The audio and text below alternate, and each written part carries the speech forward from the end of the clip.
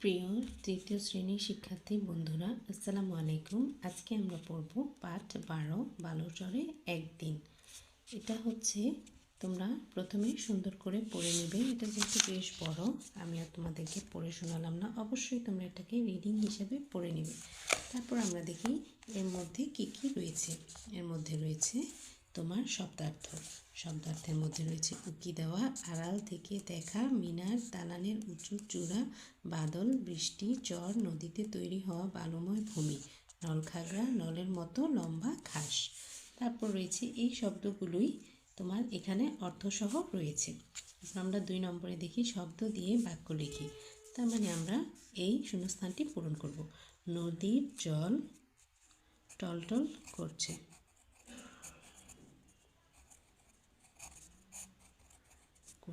মসজিদের মিনার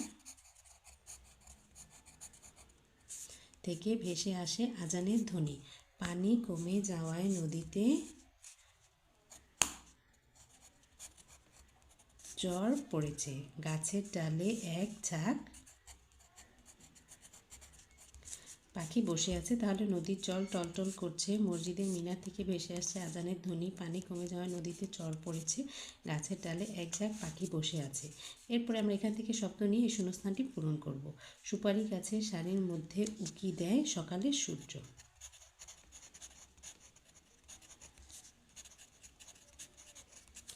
নদীর চরে পাখিদের মেলা বসেছে, টলটল করছে নদীর পানি।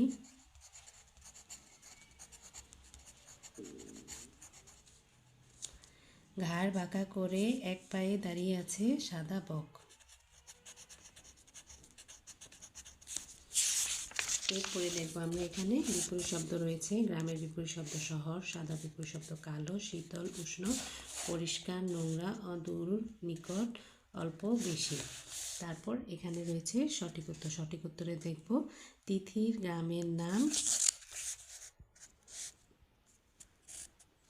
শফিপুর।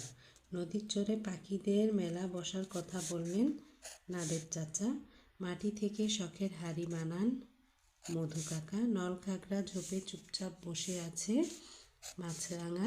যে ঘটনাটি আগের, এটা তোমরা বইয়ের গল্পটি পড়লে ভালো করে বুঝতে পারবে। তিনি দাওয়াত দিয়েছিলেন। বুঝে নেই আমরা এখানে দেখি কথাগুলো। কুমোরপাড়া, এখানে কুমোরপাড়া বলতে বোঝানো হচ্ছে কুমোরেরা যেখানে একসাথে বাস করে। শখের হাড়ি, ছবি আঁকা রঙিন হাড়ি, দ্বীপ, চারিদিকে পানি দিয়ে ঘেরা ভূখণ্ড। এরপর আমরা দেখব প্রশ্ন উত্তর। প্রশ্ন উত্তরে কী বলা আছে? তিথি প্রকৃতি, গ্রামের প্রকৃতি তিথির কেমন লাগে? এখানে উত্তরটি রয়েছে তিথির গ্রামের নাম অচিনপুর। গ্রামে এলে তিথি মন ভরে প্রকৃতি দেখে। গ্রামের প্রকৃতি তিথির খুব ভালো লাগে।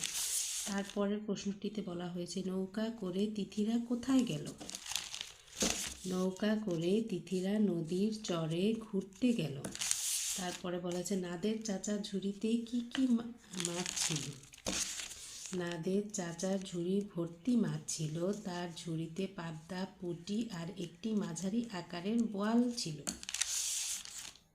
তিথি কেন পাখিদের জন্য ভাবছিল? নদীর চর থেকে ফিরে আসার সময় তিথি দেখল বাতাস বইছে, সবাই নৌকায় উঠে পড়ল এবং নৌকা গ্রামের দিকে চলল।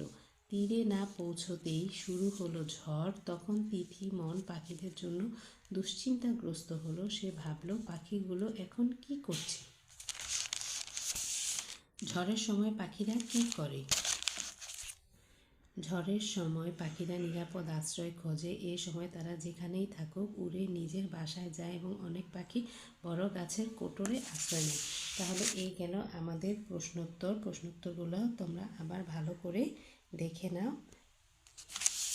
তারপরে আমরা দেখব 8 নম্বরে কী রয়েছে। 8 নম্বরে রয়েছে বিরাম চিহ্ন। তিথি গ্রামে বেড়াতে এসেছে, এখানে আমরা একটা দাড়ি বসাবো। কি ঠান্ডা হয়, একটা বিশ্রাম সূচক শব্দ বসাবো। তিথি কোথায় থাকে, এখানে প্রশ্নবোধক চিহ্ন হবে। গণেশ কাকা বললেন ফিরতে হবে, এখানে একটি দাড়ি হবে। তাহলে এই বিরাম চিহ্নগুলো বসবে। তাহলে ছোট্ট সোনা পাখিরা, তোমাদের আজকে পার্ট 12 আমি সুন্দর করে সমাধান করে দিলাম। আমার চ্যানেলটি অবশ্যই তোমরা সাবস্ক্রাইব করবে, কারণ এখানে তোমরা পাবে তোমাদের বিভিন্ন প্রশ্নের সমাধান। তাই আমার চ্যানেলটিকে সাবস্ক্রাইব এবং লাইক করে দিও।